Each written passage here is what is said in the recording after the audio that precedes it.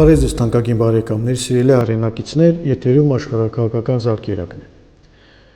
Ընթացող շաբաթվա ընթացքում տարբեր կարևոր քաղաքական, աշխարհաքաղաքական զարգացումներ տեղ ունեցան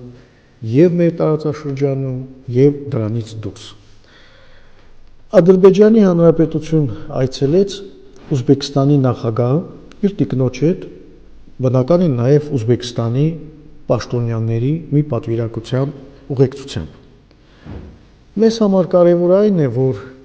իհարկե տհաճ երևույթ տեղ ունեցավ, բայց այնուամենայնիվ պետք է այս ամենը մենք հաշվի առնենք, որ Ուզբեկստանի նախագահը այցելեց Ադրբեջանի կողմից օկուպացված Արցախի տարածքներ, եղավ Հադրութի շրջանում եւ եզրափակեց Արցախ կամ Ղարաբաղ տարածաշրջանային իր այցը մեր պատմական մայրաքաղաք Շուշիում։ Այնտեղ Իլհամ եւ Մեհրիբան Ալիևաները ընդունեցին, Ուզբեկստանի նախագահին եւ նրա տիկնոջը զբոսնեցին, օկուպացված Շուշիով ճառեր ասեցին, ուրախացան եւ այլն։ Այո, մեզ համար շատ ծանր է, տհաճ է, բայց այնուամենայնիվ սա ցույց է տալիս մի շարք գործընթացներ եւ կարևորում է տարբեր քայլերի իրականացում։ Նախ եւ առաջ սա ցույց է տալիս, որ եւ Ադրբեջանը եւ Ուզբեկստանը հատուկ ուշադրություն են դարձնում այսպես կոչված թուրքական համերաշխությանը եւ թուրքական երկրների միջև կապերի, այդ թվում նաեւ անվտանգության եւ աշխարհաքաղաքական ոլորտում ամրապնդմանն ու խորացմանը։ Սա մենք պետք է լավ հաշվի առնենք։ Ադրբեջանի համար դա վաղուց է հիմնական իրենց աշխարհաքաղաքական հիմքը, իրենց աշխարհաքաղաքական տեսլականի երևի կորիզը, Ուզբեկստանի համար եւս։ Լավ, ինչ պետք է անենք տվյալ դեպքում։ Իհարկե, հիմնական դերակատար այստեղ պետք է լինի համայն հայությունը, առաջին հերթին Հայաստանի Հանրապետությունը եւ Սփյուռքը։ Ինչպես վարվել, ինչ որ կերպ նաեւ մեզ հուշում է ինքը Ադրբեջան։ Այսպես Ադրբեջանում տեղի ունեցավ մի դիվանագիտական սկանդալ։ Բելգիայի պատվիրակությունը, արտգործնախարարության պատվիրակությունը, արտգործնախարարի գլխավորությամբ Խաջա Լաբիբի պետք էր գնար Բաքու եւ Իլհամ Ալիևը հրաժարվել է ընդունել Բելգիայի արտգործնախարարը։ Երեք ինչ պատճառաբանությամբ նրա հայամետ կեցվածքի եւ մի շարք հայտարարությունների համար։ Հուշում է մեզ հակառակորդը ինչպես պետք է վարվել։ Հայամետ իրենց կարծիքով հայտարարություններ են արել, ենթարկում են նման վերաբերմունքի։ Այցելել են որոշ քաղաքական գործիչներ, ղեկավարներ, օկուպացված Արցախ։ Համապատասխան մեր վերաբերմունքը պետք է ցուցաբերենք։ Գիտեք, երբևիցե դերևս արժանապատվության եւ ազգային շահերի վրա հիմնված արտաքին քաղաքականությունը ձախողման ենթարկվել, երբևիցե չի ենթարկվել։ Իհարկե սա չի նշանակում, որ պետք է անհեթեթ շիզոֆրենիկ կեցվածք ընդունել, ինչ որ ոչ adekvat բաներ անել, ոչ։ Ընդհակառակը ազգային շահերի եւ սկզբունքայնության վրա հիմնված քաղաքականությունը ենթադրում է շատ ծանրակշիռ, առանց էմոցիաների հաշվարկված, կոշտ, բայց նաեւ պրոֆեսիոնալ քայլեր։ Պետք է այդ ամենը հաշվի առնել։ Բավականին հետաքրքրական եւ ուսանելի զարգացում ունեցավ Կիպրոսում։ Մենք բոլորս գիտենք, որ Կիպրոսը կազմված է մի քանի սուբյեկտներից։ Բուն Կիպրոսի Հանրապետություն, Թուրքիայի կողմից օկուպացված հյուսիսային Կիպրոսի հատվածը, որը հիմա հայտնի է որպես Թուրքական Կիպրոսի Հանրապետություն, այնտեղ կա նաև բուֆերային գոտի, որը բաժանում է թուրքական եւ հունական Կիպրոսները, որտեղ տեղակայված են ՄԱԿ-ի խաղաղապահները եւ մի քանի Մեծ Բրիտանիայի ռազմաբազաներ։ Ուրեմն մի քանի օր առաջ Թուրքական Կիպրոսի կողմը իբրև թե ինչ որ ճանապարհ են կառուցում մի գյուղական բնակավայրից, որը գտնվում է Թուրքական Կիպրոսում, Կիպրոսի Հանրապետությունում գտնվող մի բնակավայրի հետ փորձել են ներխուժել այդ տարածքը։ Տեղի ունեցել մեծ բախում ՄԱԿ-ի խաղապահների հետ։ Բուլդոզերներ են օգտագործել, մարդիկ այսպես հայհոյելով փորձել են ճեղքել խաղապահներին։ Շատ ուսանելի պատմություն։ Իհարկե, տարբեր երկրներ անմիջապես քննադատել են դա, դատապարտել են։ Կիպրոսի հանրապետությունը սա համարել է ռազմաքաղաքական քայլ, դիրքերը ամրապնդելու Թուրքիայի հենց, բայց մենք տեսնում ենք ինչպիսի շատ այսպես նման գրեթե կարելի ասել միասնական մի ձեռագիր է սա։ Թուրքական Կիպրոս, ստի էկոլոգներ, Բերձորի միջանցքում Շուշիի կողքը, Հագարիի կամուրջ, բոլորը իրար նման են, որովհետև մի տեղից են կառավարվում։ Ավելին, Թուրքիայի քաղաքական դաշտի վետերաններից մեկը Դևլետ Բախչելին, որը ժամանակին բարձր պաշտոններ էր զբաղեցնում թուրքական իշխանության բուրգում, մի հետաքրքիր հոլովակ է նկարել։ Իր կաբինետում քայլում է ռազմական զգեստով, մի քիչ Աթաթուրքի նման, մի քիչ Հիտլերի նման եւ մի կարգախոսով։ Կիպրոսը թուրքական է, այսինքն ամբողջ Կիպրոս։ Տեսնում եք ինչպիսի աշխարհակաղակական նկարտումներ։ Իմիջիալոց բնական է, սրա հետևին կանգնած է Թուրքիան եւ պատահական չէ Դևլետ Բախչելին նման քայլեր ձեռնարկում, որովհետեւ սա նաեւ իշխանության կողմից հորդորված եւ քաջալերվող քայլեր է։ Նաեւ շատ կոշտ հայտարարություն Ռուսաստանի նկատմամբ կատարեց Ռեջեփ Տայիպ Էրդողանը, Թուրքիայի նախագահ։ Խոսելով այսպես կոչված Ղրիմյան պլատֆորմի ժամանակ, նա հայտարարեց, որ Թուրքիան ճանաչում է Ղրիմը Ուկրաինայի անբաժանելի մաս։ Եվ դա Թուրքիան ամեն տեղ է բարձրաձայնում, սկսած ՄԱԿ-ի հարթակներից վերջացած ցանկացած այլ ձևաչափում, նշելով, որ երբևիցե այդ տեսակետից չի հրաժարվել։ Տեսնում եք, հարվածում են, նվաստացնում են, ամեն ձևով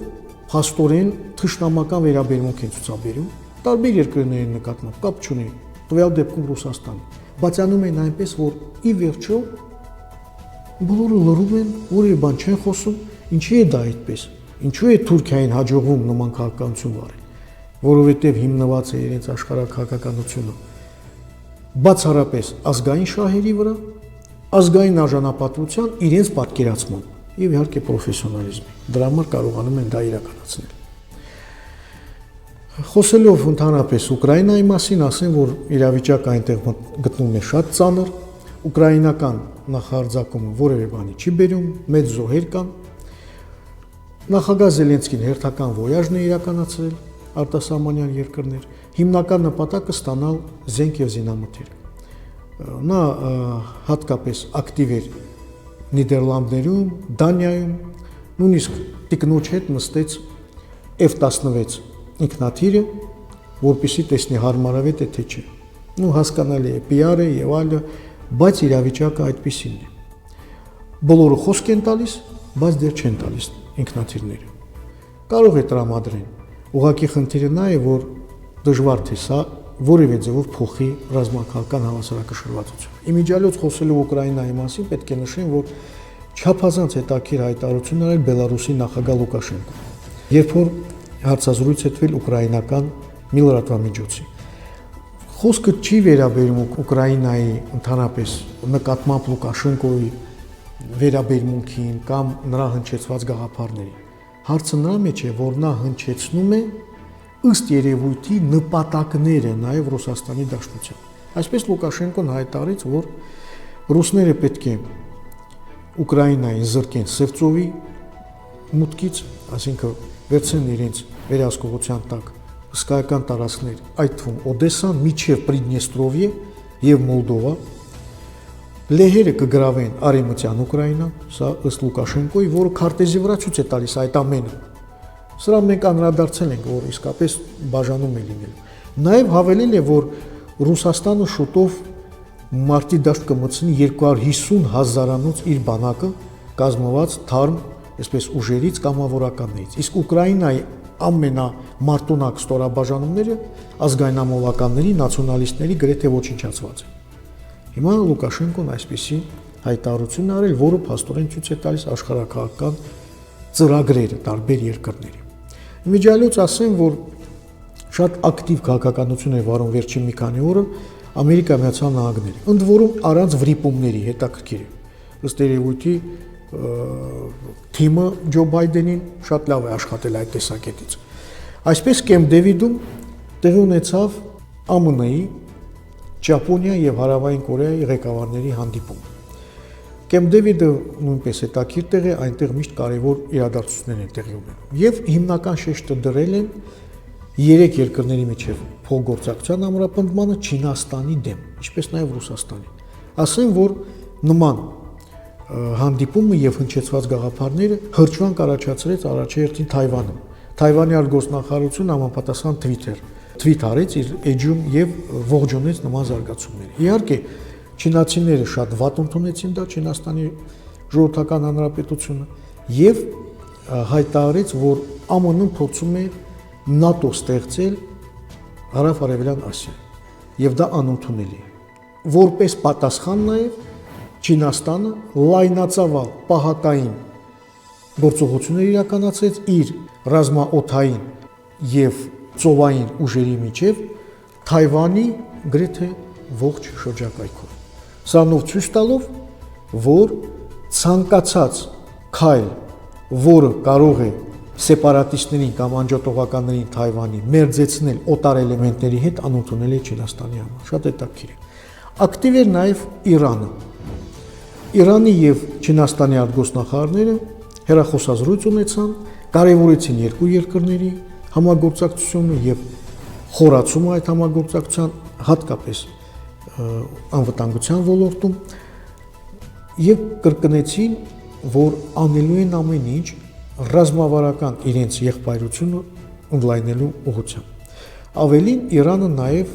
պաշտոնական ներկայացրեց իր վերջի ամենահզոր անօդաչու թռչող սարք Մոհաջեր 10։ Սա իսկապես նոր մի զենք է եւ ամենահզորն է։ Այդ Մոհաջեր 10-ը կարող է բարձրանալ ավելի քան 7 կիլոմետր բարձրության վրա, 24 ժամ թռիչք իրականացնել, 2000 կիլոմետրի վրա խոցել ցանկացած մի օբյեկտ եւ տարբեր տիպի զինատեսակներ իր վրա կրել։ Արագությունը թռիչքի 350 կմ/ժ է։ Այսպիսով Մոհաջեր 10-ը կարող է հարվածել Իսրայելի ցանկացած կետ, ինչպես նաև Մերձավոր Արևելքում գտնվող ամերիկյան ցանկացած ռազմաբազա։ Սա լուրջ հայտ է։ Շատ հետաքրքիր քաղաքականություն էր վարում Հունգարիան վերջի օրերին։ Բուդապեշտում տեղի ունեցավ մի մեծ գագաթնաժողով։ Վարչապետ Օրբանը ընդունեց Հունգարիայում տարբեր երկրների ղեկավարների։ Մերձավոր Արևելքից, Կենտրոնական Ասիայից, այդ թվում նաև Ադրբեջանի նախագահ Ալիևին շատ ջերմ ընդունեցին իրեն, շատ այսպես, եւ Թուրքիայի նախագահ Էրդողանին։ Դե Թուրքիայի նախագահին առհասարակ երևի ամենաջերմն են ընդունել, այդ թվում նաև Բուդապեշտի հասարակ քաղաքացիները։ Հետաքրքիր է։ Տեսնում եք ինչ քաղաքականություն է վարում Թուրքիան։ Նաև Հունգարիան փորձում է դառնալ ինչ որ մի հանգուցային կետ, որը կկապի Արևմտյան Եվրոպան